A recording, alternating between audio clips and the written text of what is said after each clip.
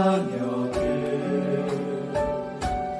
나는 이제 일어나 저들의 멍에를 꺾고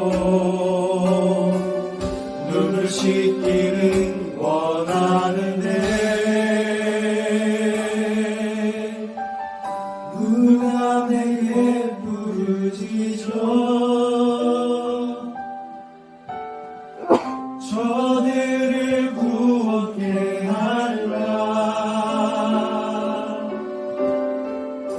누가 나를 위해 나서 나의 사랑을 전할까. 나는 이제 오기 원하네. 나의 자녀들 사랑하는 그날 기쁜 찬송 소리 하늘에 웃음소리로 가득한 그날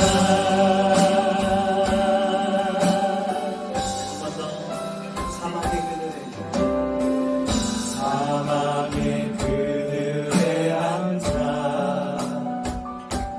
죽어가는 나의 백성들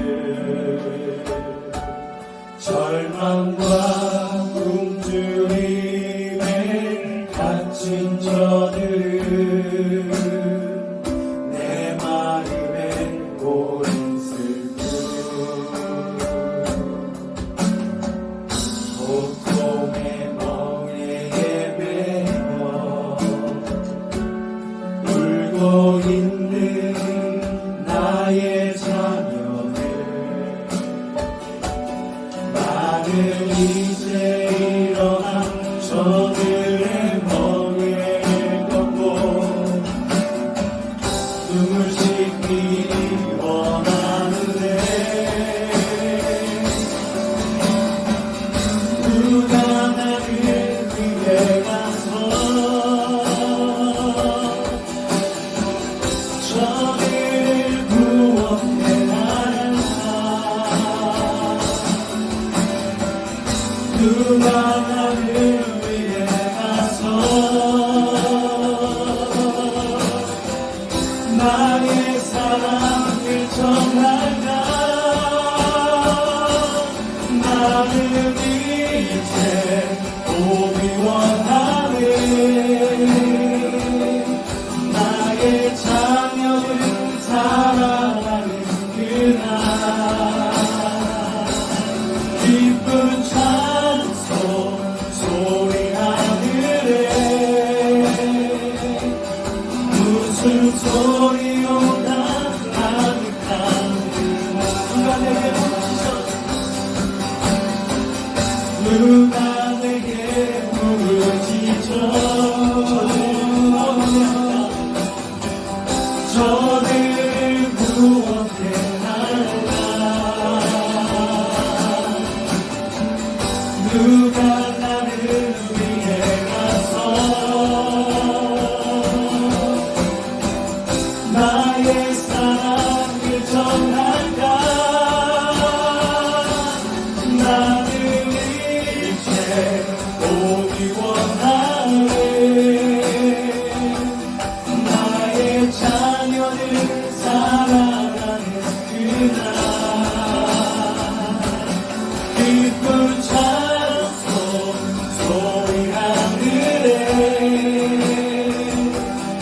웃음소리로 가득한 그날 나는 이제 오기 원하네.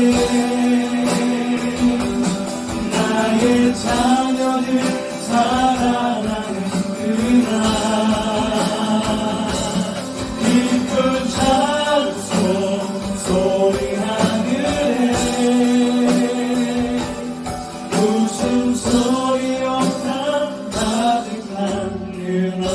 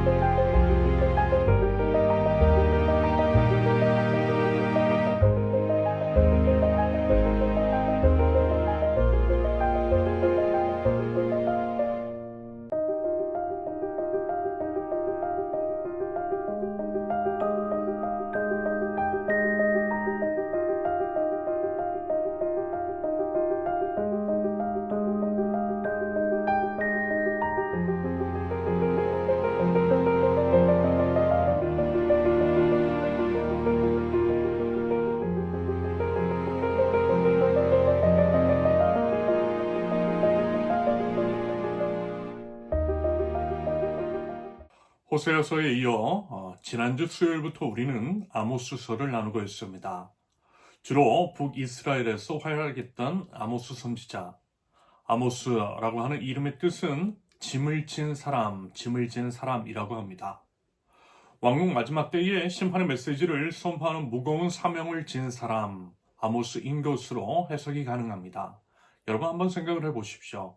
나라의 죄와 그에 대한 심판을 선포하는 그 사명이 얼마나 무겁겠습니까?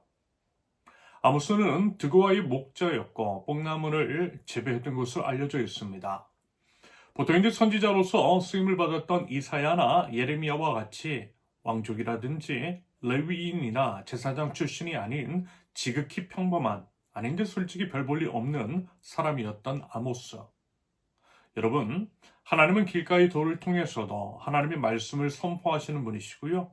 하나님의 선택하시면 차별이 없다라고 했습니다.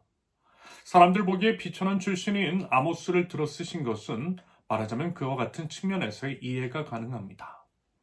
하나님은 우리의 출신, 배경, 능력 같은 것이 아니라 순종의 마음을 보신다라고 했어요. 사람은 외모를 보지만 하나님은 우리의 중심을 보십니다. 아울러 하나님께 전적으로 순종하고 온전히 그 삶을 맡기는 자에게 필요한 사람도 물질도 그 외 모든 것들을 붙여주셔서 하나님의 뜻을 이루십니다. 그것을 통해 하나님의 일은 하나님께서 친히 이루신다라고 하는 것들을 드러내고 계세요. 반대로 만약에 능력이 있는 자들만을 사용하신다면 하나님이 아닌 그들 자신이 가진 능력으로 그 일을 행한다 할 수 있겠습니다. 그러면 하나님이 아니라 자기 자신을 자랑하고 드러내겠죠. 그런데요, 아니라는 것입니다. 아무 능력 없고 자격 없는 우리를 사용하시고 그것은 결국 하나님의 은혜라 할 수 있겠습니다. 그래서 우리는요, 오직 하나님만을 자랑할 수밖에 없는 것이겠죠. 그러므로 우리에게 필요한 것은 그저 순종입니다. 하나님의 뜻이 무엇인지를 먼저 아는 거예요. 우리를 부르신 그 하나님을 믿는 것입니다. 왕이신 하나님의 뜻을, 하나님의 나라를 이루기 위해 우리 자신을 온전히 드리는 것입니다. 우리 개개인도 그러하고요. 우리 세우는 교회도 마찬가지입니다. 중요한 것은 하나님이세요. 하나님의 뜻이 중요합니다. 하나님의 뜻에 우리 온전한 순종을 드리는 것입니다. 우리가 원하는 것이 아니라 하나님이 원하시는 것을 하는 것입니다. 그것이 이제 설령 불가능해 보여도 우리는 그것을 행할 능력이 없어도 하나님의 뜻이 분명하면 그저 순종하는 것입니다. 하나님께서 그 뜻을 친히 이루어 주실 줄로 믿고 순종하는 것, 그것이 믿음입니다. 여러분, 모든 조건이 갖춰져 있고요. 내 능력이 되는 상황이라면, 그리고 이제 그것으로 감당이 가능한 일이라면 그런 건요, 믿음 없이도 할 수 있어요. 그래서 그건 믿음 아닌 것입니다. 하지만 내가 아무것도 없을 때, 다시 말해서 이제 내가 가진 것도 없고 능력도 없으며 배경도 좋지 않을 때에는 믿음 없으면 못해요. 그런 악조건임에도 불구하고 순종하는 것이 믿음입니다. 종종 말씀을 드렸죠. 돈이 있을 때에는 누구라도 도울 수 있어요. 믿음 없어도 도울 수 있어요. 이미 가진 돈 흘려보내면 돼요. 그런데 안 돕죠. 하지만 한 푼이 모자라는 가난한 상황에서는 믿음이 있어야만 주머니 열 수 있어요. 믿음 없이 못 열어요. 그래서 두렵던 과부의 헌금을 귀하다, 믿음이 있다 말씀하신 것이겠죠. 이런 이유로 우리 믿음의 공동체인 세우는 교회는 아무것도 없이 시작을 했던 그 처음부터 주변 사람들을 도왔다 말씀드렸어요. 하지만 그때 주위에 있는 사람들이 말렸어요. 사랑의 마음으로 염려했어요. 우려를 표명했어요. 하지만 그럼에도 했어요. 돕는데 인색하지 않았어요. 오히려 없을 때 더 베풀었어요. 그것이 분명 하나님의 뜻 위에 있다라고 하는 판단 때문이었습니다. 그렇게 했던 것은 분명 믿음이었고 믿음에 따른 순종이었어요. 그랬더니 생존을 넘어 아무런 걱정 없이 이렇게 이제 순탄하게 인도해 주셨던 경험이 우리에게 있습니다. 여러분, 하나님께서요, 그 믿음 보이라고 하세요. 우리 세우는교회 바라시는 것이 그런 것이라고 말씀하세요. 갖춰진 상태, 사람과 물질이 어느 정도 모인 상태에서가 아니라 파송교회가 있고 보장된 지원이 있고 사람과 물질이 갖춰진 상태에서가 아니라 아무것도 없는 상황에서 시작하라고 하신 것은 믿음을 보이라는 하나님의 명령이었습니다. 그래서 여러분, 우리는 앞으로도 그저 순종만 하면 되는 것입니다. 하나님의 뜻이 분명하다면 하나님의 마음과 시선이 머문 곳에 순종의 믿음을 드리면 되는 것입니다. 어떤 목사님이 이런 얘기를 해요. 한국교회는 죽었다라고 말입니다. 한국교회 망했고요. 한국교회 목사들을 인정하지 않는다 하더라고요. 아마 이제 하나님의 교회에 대한 깊은 사랑이 있으신 분들은 이 말이 어떤 의미인지를 아실 것입니다. 교회의 회복에 대한 처절한 외침, 울분에서 나오는 탄식이 바로 그와 같은 표현이었을 거예요. 역설적으로 그 마음을 갖고 계신 분들은 교회에 대한 사랑이 가장 클 것입니다. 저도 그 말에 깊은 동감을 표현했어요. 목사의 아들로서 한국교회에 대해서 관심을 가지고 오랫동안 봐왔기 때문입니다. 그래서 이제 교회를 떠나 안티가 된 적도 있잖아요. 감사하게도 이제 은혜를 입어 다시 이제 주님께로 돌아왔지만 돌아와 보니 교회는 여전히 심각했습니다. 오히려 안티가 이제 되었던 그 시절보다 점점 더 심해졌어요. 지금도 마찬가지입니다. 심폐소생술이 절실한 때인 것 같아 보여요. 우리 교회도 그렇고 우리 교회가 이제 속해 있는 느헤미야 교회협의회가 발기한 이유도 결국 그 때문이었어요. 우리 교회가 느헤미야 교회협의회와 함께한 것은 그에 대한 공감대, 다시 말해서 한국교회 및 한국사회에 대한 동일한 인식이 있었기 때문입니다. 같은 방향을 바라보고 있으니 함께 모일 수 있게 된 것입니다. 느헤미야 교회협의회와 우리 세우는 교회의 설립은 더 이상 교회가 이래서는 안 된다라고 하는 절박한 심정, 교회가 회복되어야 한다라고 하는 위기의식, 하나님의 시대적 부르심에 대한 응답이었고 순종의 발걸음이었습니다. 여러분 아시잖아요. 아무것도 없이 시작한 것을 말입니다. 그런데 또 보셨잖아요. 그는 우리를 먹이시고 살리시고 입히신 것을 말입니다. 주중에 모일 만한 우리 교회라고 할 만한 번듯한 건물 하나 없는 우리가 여러 개인과 단체들을, 주변 사람들을 일시적 또는 정기적으로 도와왔다라고 하는 것을 말입니다. 그것은 분명 하나님께서 순종의 발걸음을 내딛는 우리와 함께하고 계시다라고 하는 증거라고 생각했습니다. 여러분, 하나님은요, 하나님의 뜻을 이룰 자를 찾고 계세요. 우리가 하나님이 찾으시는 그 한 사람이 되어보자고요. 우리는 그저 순종의 믿음만 드리면 되는 것입니다. 순종의 믿음을 지속해서 드려보자라는 것입니다. 지금 이 시대에 우리를 향한, 이 땅을 향한, 조국 대한민국을 향한, 온 열방을 향한 하나님의 뜻이 무엇인지를 분별하고 그 뜻에 민감하게 반응하자라는 것입니다. 겁낼 필요 없어요. 두려워할 필요 없어요. 걱정과 염려할 필요 전혀 없습니다. 왜요? 하나님의 일이니까. 하나님의 일, 하나님께서 하실 것이니까. 다만 우리도 사람이니 언제든 넘어질 수 있음을 기억해야 할 것입니다.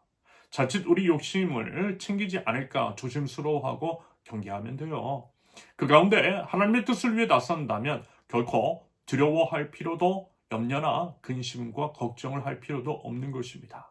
그랬어요. 아모스도 그랬던 것 같아요.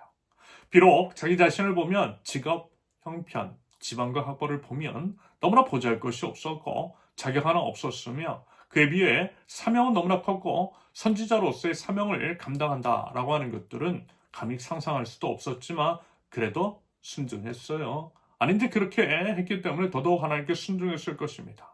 하나님께서 시키셨으니 하나님께서 하실 것이라는 그 믿음 가지고 그 사명을 감당했던 것이겠죠. 한편 순종이라고 하는 것은 이런 것입니다. 하나님 만나는 거예요. 하나님 찾아가는 거예요. 찾아가서 하나님 음성 먼저 듣는 거예요. 그 음성 따라 한 걸음 한 걸음 내딛는 거예요. 내가 아니라, 다른 것이 아니라 하나님께 시선 두는 거예요. 하나님 바라보고 그렇게 한 걸음 한 걸음씩 나아가는 거예요. 여러분, 내 형편, 내 사정, 내 학벌, 내 집안, 내 가진 것, 내 상황 보면 좌절할 수 있어요.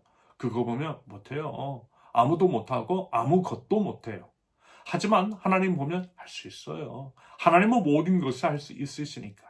전능하신 하나님께 내 생각, 내 뜻, 내 계획, 내 모든 것 맡겨드리는 것입니다. 그게 바로 순종이에요. 순종의 시작입니다.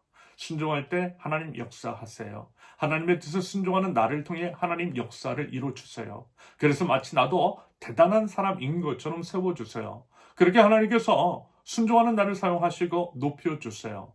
내가 대단하지 않은 것을 나 자신도 뻔히 아는데 그런 내가 대단한 사람인 것처럼 보이게 해주세요. 그게 바로 하나님께 순종하는 자에게 주시는 은혜입니다. 그때 여러분 하나님 자랑하면 돼요. 하나님께서 하신 것이라고 고백하면 돼요. 이것이 우리 믿는 자의 자세, 모든 것이 은혜임을 아는 자의 태도입니다. 우리 부디 그 순종의 믿음을 드려보자고요. 순종할 때 하나님의 뜻이 우리를 통해 이루어지는 것을 경험해 보자고요. 그 기대와 믿음으로 순종의 믿음을 드리는 우리 세우는교회 공동체 될 수 있기를 바랍니다. 아무튼 이제 아모스 선지자 비록 자기 자신이 보잘것없는 것을 너무 잘 알았지만 오직 순종의 믿음으로 선포했어요. 초라한 자기 자신에 그리고 이제 자기가 비웃는 사람들에게 시선 두지 않았어요. 오직 하나님께만 시선 두고 하나님의 말씀을 당당하게 선포했던 아모스 선지자입니다. 그러면서 이제 아모스의 예언에 이런 특징이 있다고 했어요. 심판을 선포하는 대상인 북이스라엘을 먼저 이야기하기보다는 어때요? 주변 나라에 대한 심판을 먼저 말했다라고 말입니다. 다마스쿠스, 가사, 두로, 에돔, 상대적으로 먼 나라에서부터 가까운 나라까지. 그리고 이제 결국 북이스라엘과 가장 가까운 실은 같은 민족인 남유다에 대한 심판을 선포합니다. 지난 새벽 시간에 이런 말씀 드렸어요. 눈치가 있는 사람이라면 하나님의 심판이 점점 어떻게 해요? 북이스라엘 자신에게 가까워 오는 것을 느꼈을 것이라고 말입니다. 처음에는 설령 이방 적들이 심판을 받는 것들에 대해서 조화할 수 있었겠지만 점점 자신에게 심판이 가까워 오는 것을 직감하고 두려움과 불안함에 떨었을 수도 있었을 것이라고 했습니다. 물론 그와 같은 영적 민감성을 가진 사람은 소수였겠죠. 그런 민감성과 분별력이 있는 사람이라면 그리고 이제 그런 사람들이 북이스라엘에 많았다면 북이스라엘은요 심판을 면할 수도 있었을 것입니다. 하지만 안타깝게도 그런 일은 일어나지 않았다라는 것. 수많은 선지자들의 피오름 가득한 선포가 가득했음에도 불구하고 그들은 돌이키지 않았습니다. 오히려 죄 없는 선지자들을 핍박하고 죽였어요. 하나님의 복음을 선포하는 의인들을 교회에서 쫓아냈어요. 꼭 한국 사회와 교회의 상황과 비슷해 보여요. 그렇게 양심의 화인 맞은 자들이 가득했어요. 심판받을 짓만 골라 했어요. 그래서 심판이 임하고 망한 것입니다. 그래서 여러분, 부디 우리 교회는 그렇지 않았으면 좋겠어요. 제대로 믿고 제대로 분별하고 제대로 행동하면 좋겠어요. 주변에서 일어나는 일들을 통해 하나님의 뜻을 보여주시고 하나님께서 한 번 더 기회 주셨을 때에 바짝 엎드릴 수 있기를 바랍니다. 여러분, 세상의 징조를 통해 하나님은 지금도 말씀하고 계세요. 그런 걸 일반 계시라고 했습니다. 내 이웃이 겪은 일이라면 나도 겪을 수 있어요. 먼 이웃의 일이 나와는 상관없는 일이라 생각했던 것이 내 식구의 일이 될 수 있어요. 나도 언제든 당사자 될 수 있어요. 그거 아셔야 합니다. 그것 알고요. 또 분별하고 준비하고 대비해야 합니다. 그래야만 살 수 있다라고 하는 것들을 기억하십시오. 아모스는 주변 나라들에 대한 심판을 선포한 다음에 최종적으로 북이스라엘에 대해 그들의 이제 죄악이 무엇인지 낱낱이 드러내고 그에 대한 심판을 선포합니다. 그 내용이요 계속 이어져요. 오늘 본문도 그 내용인데요. 그 전에 한 가지 이제 유념해야 할 것은요. 북이스라엘을 교회라고 작금의 한국 교회라고 생각하시고요. 지금의 우리가 직면한 여러 사회적인 상황과 맞물려서 이 본문을 살펴보실 수 있기를 바랍니다. 지금 한국 사회가 말도 안 되는 일들이 가득한 이유. 결국 교회 때문이라고 그랬잖아요. 세상 속 리더로 세워주신 우리가 그 사명을 온전히 감당하지 못해서 소돔과 고모라와 같은 한국 사회가 되었다라고 했습니다. 여러분, 교회로서의 기능을 제대로 감당하면 여러분 세상이 이럴 수는 없어요. 반대로 교회가 교회답지 못하니 한국 사회가 이 모양 이 꼴인 겁니다. 그 근거로서 여러분 교회에서 봤던 일들이 세상 속에서 그대로 벌어지는 것들을 들 수 있어요.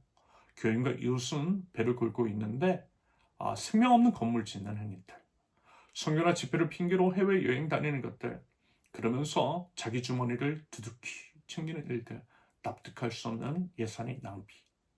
지금은 한국의 위정자들에게서 보이는 일들이죠. 멀쩡한 건물 놔두고 막대한 예산 들여서 옮기고 인테리어 공사로 혈세 낭비하고 끄떡하면 해외 순방 다니는 일들, 그러면서 자기 돈 아니라고 막 퍼주는 것들, 엄청난 특활비, 이런 것 교회에서 흔히 봤던 일들입니다.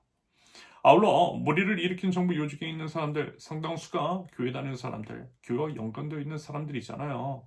이번 계엄사령관이 안수집사래요. 듣자니 수방사령관도 안수집사래요. 그들은 불의한 지시에 한가하지 않았습니다. 무사유, 무비판적으로 맹종했어요. 여러분 이거 우리 많이 봤잖아요. 기름 부은 자를 함부로 할 수 없다. 위에 있는 권세에 복종해야 한다라고 하는 말을 내뱉으며 불의한 담임 목사와 권력에 부역했던 모습들, 잘못된 신앙관, 여러분 이거 다 교회에서 받은 것들이에요. 그래서 여러분 우리가 이 부분에 대한 책임을 가지고 부끄러워해야 하는 것입니다. 회개해야 하는 것입니다. 교회가 세상 망치고 있어요. 한국 사회의 문제는 한국 교회의 문제입니다. 한국 교회의 타락, 그 열매가 지금 한국 사회 곳곳에 맺히고 있어요. 이런 측면에서 아모스 선지자를 통해서 선포된 이 메시지들을 기울여 보자라는 것입니다. 오늘 본문을 세 가지로 살펴볼게요. 첫째, 우리가 좋아하는 예배, 4절과 5절. 이 말씀은 우리 한국교회의 영적인 상태, 종교적인 위선을 고발하고 있는 내용인 것처럼 보입니다. 4절에서 이제 지목된 장소, 베델과 길갈은 영적으로는 중요한 의미를 지닌 것입니다. 베델은 하나님의 집이라고 하는 뜻으로서 대대로 하나님을 예배했던 곳이죠. 길갈은 굴러간다라고 하는 뜻으로서 출애굽한 이스라엘 백성이 요단강을 건넌 후 첫 번째로 하나님을 예배한 곳입니다. 그때 할례를 베풀었죠. 할례는 지금으로 말하면 포경수술인데 하나님 나라 백성을 상징하는 것이고 세례 혹은 침례를 상징합니다. 할례를 통해 하나님 나라 백성임을 천명했다라는 거예요. 그 할례를 베푼 곳이 길갈입니다. 그래서 결국요 베델과 길갈은 교회라는 거예요. 그런데 하나님은 교회에서 죄를 짓고 더욱더 죄를 지으라고 하세요. 이건 정말 죄를 지으라는 말씀이 아니라 우리들이 교회에서 죄를 짓고 있다라고 하는 고발이신 겁니다. 그렇게 계속 지어봐라. 죄를 지어봐라. 그래 한 번, 두 번, 한 번 두고 보자 라고 하는 경고의 말씀입니다. 아침마다 희생제물을 바치고 사일마다 11조를 바치는 것, 매일의 새벽 예배, 수요예배, 금요예배, 주일 예배, 주일 저녁 예배, 수없이 정신없이 쉴 새 없이 드리는 그 수많은 교회 안의 예배와 콘서트와 같은 찬양 집회들, 자기개발 서적 같은 간증 집회들, 대체 사유할 시간과 여유조차 허락하지 않는 종교 행위들, 그런 예배에 안 나오면 정죄하는 분위기. 코로나 시절 때 이 오프라인 예배를 굳이 강요하고 이웃을 살리기 위한 집합 금지 명령을 종교 탄압이라고 했던 것들. 누룩 넣은 빵, 원래는 누룩 넣으면 안 되는데 누룩 넣었대요. 하나님이 명하신 대로, 하나님께서 명하신 대로 하지 않고 자기 마음대로 하고 있다는 것입니다. 큰 소리로 알리면서 자원 예물을 드렸다라고 하는 것은 말하자면 이런 거예요. 누가 얼마 헌금했네 하면서 광고하는 것. 물론 꼭 그런 것은 아니지만 누가 헌금했는지 주보에 싣는 것. 그것을 통해서 은근히 헌금을 압박하는 것. 저는요. 헌금 바구니 돌리는 것도 굳이 돌리는 것도 그런 면이 있을 수 있다라고 봐요. 지난 교회에서 제가 실제 헌금 바구니를 돌리지 말고 헌금함을 그냥 뒤에다가 두자라고 했다가 담임 목사에게 혼난 적이 있거든요. 그러면 헌금 안 고친대요. 바구니 돌려야 사람들이 눈치 봐서 한 푼이라도 넣는데요. 그래서 담임 목사실에 불려가서 혼난 적이 있어요. 그 외에 헌금 작성서 쓰라고 하는 것들. 저는 이런 것들이 본문에서 말씀하는 큰 소리로 알리면서 드리는 자원 예물로 해석할 수 있다라고 봅니다. 아무튼 이런 것들을 하나님께서 뭐라고 하세요? 5절 계속 보면 바로 이런 것이 너희가 좋아하는 것이 아니냐. 바로 이런 것들이 너희가 좋아하는 것이 아니냐. 여러분 이게 무슨 의미일 것 같아요? 여러분 하나님이 아닙니다. 분명히 너희가 라고 하셨어요. 하나님은 안중에도 없고 너희가 우리가 좋아서 하는 것이래요. 그거 예배 아니라는 것입니다. 너희가 좋아서 수없이 많은 예배 행위를 하고 너희가 좋아서 여러 집회 같은 것들을 만들고 너희가 좋아서 여러 구실들을 만들어 헌금을 걷고 누가 많이 냈는지를 자랑하고 그것을 경쟁시키고 그런 짓들을 하고 있다는 것입니다. 그거요. 하나님께 상관없는 것이라는 의미예요. 하나님이 아니라 자기들 좋다고 하는 것 아니냐라는 거예요. 솔직히 좀 보라는 거예요. 그게 바로 우상숭배라는 것입니다. 우상숭배로 더럽혀진 한국교회라는 거예요. 여러분 하나님께서 원하시는 예배 뭐예요? 여러분 우리 호세아서를 나누면서 봤잖아요. 호세아 6장 6절 내가 바라는 것은 변함없는 사랑이지 제사가 아니다. 불살라 바치는 제사보다는 너희가 나 하나님을 알기를 더 바란다. 하나님께서 정작 원하시는 것은 하지 않고 우리들이 원하는 것만 하는 우상 집단으로 교회가 변질됐다라는 것입니다. 교회가 우상 집단이 되니 우상 숭배의 열배가 이 땅에 가득하다라는 것입니다. 우상 숭배자들의 재물은 다름 아닌 하나님의 형상을 따라 지음을 받은 사람입니다. 우상은요 사람의 희생을 요구해요. 그래서 보세요. 우리 사회 안에 약자의 신음과 피비린내, 사망의 냄새가 진동하고 있잖아요. 정확하게 우리 한국 사회에서 드러나고 있는 모습이고 그것이 바로 우리의 책임, 우리의 죄 때문이라는 것입니다. 그래서 둘째, 이미 내려진 경고의 말씀 6절부터 11절까지 하나님께서 이 땅 가운데에 조국 대한민국 가운데에 경고를 이미 보내셨다라는 것입니다. 6절 먹고 사는 문제로 고통받게 하신다라는 거예요. 여러분 다 보셨잖아요. 수많은 교회가 해체된 것들 왜 문 닫았어요? 결국 먹고 사는 문제 때문에. 지금 거리도 나가보세요. 제가 살고 있는 수원 남문 근처 상가 조금 과장해서 반절이 빈상가예요. 빚에 대출 이자에 먹고 사는 것조차 힘든 교회와 이웃들이 넘쳐나고 있습니다. 7절과 8절 기근과 가뭄 기후위기로 인한 예상치 못한 풍수해 기온도 오락가락하죠. 날씨가 미쳤어요. 비가 와야 할 때는 안 오고 오지 말아야 할 때는 엄청 와요. 늦가을이고 겨울인데 너무 따뜻한 거 우리 경험했잖아요. 근데 또 갑자기 한파래요. 꽃들도 헷갈리나 봐요. 날씨가 따뜻하다 보니 봄인 줄 알고 고개를 빼꼼히 내밀었다가 얼어서 시들었어요. 꽃들도 정상이 아닌 것을 체감한 거죠. 그러니 어때요? 농산물들의 작황이 어렵게 되는 거예요. 우리는 못 느끼고 있지만 이미 식량위기 찾아왔어요. 물 부족 국가래요. 저수지가 마르고 있어요.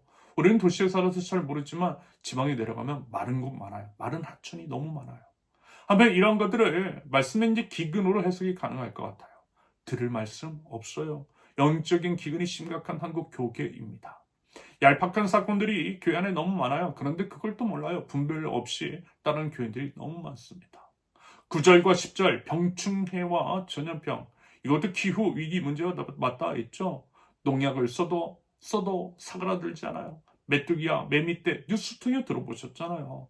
그리고 우리 기억하잖아요. 코로나19 그것은 분명 하나님의 사인이었어요. 코로나 시절에 교회 문을 막은 것은 방역 당국이 아니라 하나님이셨습니다. 무엇이 문제인지 뭘 잘못했는지를 알라고 경고하신 것입니다. 회개하고 돌아오는 거예요.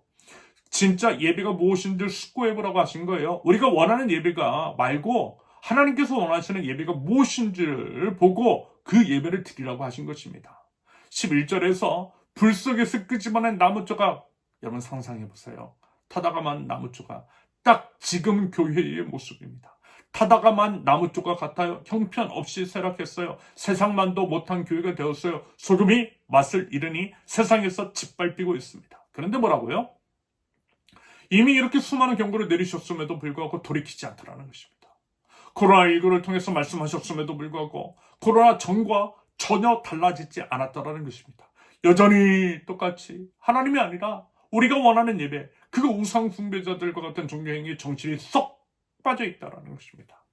국가적인 위기 상황 속에서도 이웃이 먹고 살 수 없어서 죽어가는 데에도 지구가 망해가고 있음에도 불구하고 높이 쌓아올린 교회 건물 안에 갇혀서 여기가 조사오니 하면서 하나님과 무관한 종교 행위에 빠져 있다라는 것입니다. 참으로 괴기스럽다라는 거죠. 여러분 정말 그렇지 않나요? 여러분 이러다가는요 정말 큰일 날 수 있어요. 그래서 이제는 셋째 하나님을 다시 만나야 합니다. 다시 만나야 할 하나님 12절과 13절 하나님께서 최후 통첩을 내리고 있습니다. 하나님께서요 다시 심판 내리시겠대요. 이렇게 하기로 작정하셨대요. 그러니 하나님 만날 준비하래요. 만군의 하나님을 다시 만나야 한대요. 여러분 이 말씀의 의미 아시겠죠? 기회 주시겠다라는 거잖아요. 다시 한번 기회 주시겠다라는 것입니다. 그러니 제발 돌아오라고. 이제는 다시 일어나 회복해야 한다고 말씀하시는 거잖아요. 여러분 지금은요 다시 하나님을 만나야 할 때입니다. 아무것도 없을 때 오직 하나님밖에 없을 때 가졌던 하나님만 바랐던 우리 그 순수했던 마음 기억하잖아요. 그 마음으로요 다시 일어나서 하나님께 돌아가야 합니다. 여러분 우리가 하나님께 돌아가면요 하나님 또 다시 반겨주세요. 이제까지 그 모든 것들 십자가 피로 다 지워주시고 다시 반갑게 맞춰주세요. 우리를 회복시켜주세요. 여러분 다시 하나님 만나야 돼요. 다시 만나서 하나님 예배해야 돼요. 하나님을 예배하는 것이 우리 모든 기쁨이 되어야 합니다. 그러면서 이제 그 예배라는 것이 우리를 위한 것이 아니라 하나님을 위한 것이어야만 합니다. 하나님께서 기뻐 받으실 만한 예배, 신음하고 눈물 흘리는 이웃을 향해 나아가는 예배, 하나님의 마음과 시선이 머무는 곳으로 발걸음을 떼고 우리 예수님처럼 우리의 성령과 같은 것들을 흘려보내는 예배. 그러면 우리를 통해서 우리 하나님 일하여 주실 것입니다. 내 이웃 살려주실 것입니다. 이웃을 위해서 생명들이 우리를 다시 살려주실 것입니다. 그래서 우리 모두가 사는 이 땅을 회복시켜 주실 것입니다. 자금에 불안하고 혼란스러운 중국 대한민국을 생명과 기쁨으로 충만케 해 주실 것입니다. 우리 대한민국 우리에게 달려있어요. 하나님을 다시 만나기 위해서 일어서는 우리 믿는 자들에게 달려있어요. 우리가 비록 보잘것없지만 아모스 선지자처럼 내세울 하나 없지만 주님의 뜻을 알아 주님의 뜻에 우리를 들리는 하나님 나라 백성들에게 이 나라의 운명이 달려있습니다. 여러분 우리 그 믿음과 기대감 그리고 회개로 하나님을 다시 만나실 수 있기를 하나님께서 받으실 만한 예배로 하나님을 예배할 수 있기를 그런 저와 여러분들 우리 인제 세우는 교회 공동체 될 수 있기를 예수님의 이름으로 축원합니다. 함께 기도합니다. 하나님 저희들 다시금 하나님 앞으로 나아갑니다. 염치 없지만 부끄럽지만 그럼에도 하나님의 부르심을 따라 아버지께로 나아갑니다. 처음 우리 주님께서 죄를 부르셨던 그때 주님을 만났던 그곳을 추억합니다. 변함없는 사랑, 포기함 없는 은혜에 기대어 다시 일어나 주님께로 나아갑니다. 예전에도 그랬듯이 이번에도 또다시 죄를 반겨주시고 안아주시고 상처를 싸매주시고 회복시켜주시는 아버지 하나님이신 줄로 믿습니다. 그 하나님을 기대하고 그 아버지를 예배합니다. 저희가 좋아라 하는 것이 아니라 하나님께서 원하시고 바라시는 바로 그 예배 드리게 하옵소서. 하나님께서 받으실 만한 예배가 저희 모든 기쁨이 되게 하옵소서. 그 예배를 기뻐하시는 하나님께 제 모든 삶을 내어드리되 하나님의 마음과 시선이 머문 곳으로 나아가 하나님을 예배하는 저희의 예배되게 하옵소서. 하나님께서 받으셨던 그 최상의 예배, 예수님의 예배, 십자가의 예배, 이웃을 위해 저희 생명과 같은 것들을 드려 하나님을 예배하고 그 예배를 통해 저희 믿음을 증명하는 하나님 나라 백성들 저희 되게 하옵소서. 하나님, 이 나라가 참으로 참담합니다. 무속과 주술, 우상이 창궐하는 이 나라, 사람의 생명을 하찮게 여기고 무고한 시민의 가슴에 총부리를 거누고 민주주의를 짓밟는 무도한 자들이 설쳐됩니다. 무사유와 무지성으로 그것을 이제 부역하는 부역자들, 침묵으로 동정하는 일들도 너무나 많이 있습니다. 하나님의 이름을 운운하며 하나님의 형상을 따라 짐을 받은 사람의 존엄을 훼손하는 일에 무감각한 참으로 참담한 모습이 그 안에도 질비합니다. 하나님, 하나님을 제대로 알게 하옵소서. 하나님, 주님의 십자가로 저희 죄악을 못 박아 죽여주옵소서. 다시금 하나님으로 하나님의 생명으로 살아나게 하시고 회복시켜 주옵소서. 하나님의 공의와 정의로 죄를 새롭게 하옵소서. 이 나라의 훼손된 정의를 바로잡아 주옵소서. 더 이상 무도한 정치 권력이 국민을 유린하고 그럼으로써 하나님을 모독하는 일이 일어나지 않게 하옵소서. 하나님의 명예를 위해서 다시 일어나 맞서 싸우는 하나님 나라 백성들 되게 하옵소서. 모든 것이 망가지고 추락한 이 나라를 다시 일으켜 주시며 불안과 두려움, 공포에 쌓인 국민들을 위로하여 주옵소서. 이 모든 것 저희 하나님 나라 백성이 하나님을 다시 만날 때에 하나님께서 저희를 통하여서 이루어 주실 줄로 믿습니다. 하나님을 다시 만나되 하나님을 바르게 알아 하나님께서 원하시는 뜻을 위해 제 모든 삶을 온전히 드리 예배하는 하나님 나라 백성들을 통하여서 이 땅에 회복을 이루어 주시옵소서. 주님, 죄를 불쌍히 여겨주시고 주님, 죄를 용서하여 주시옵소서. 이제는 우리 주 예수 그리스도의 은혜와 아버지 하나님의 사랑과 성령님의 교통하심이 하나님을 다시 만나야겠다 다짐하고 다시 일어나 하나님께로 나아가는 하나님 나라 백성들, 우리 세우는 길 모든 권속들 위에 이제로부터 영원토록 함께 하시기를 간절히 축원합니다. 아멘.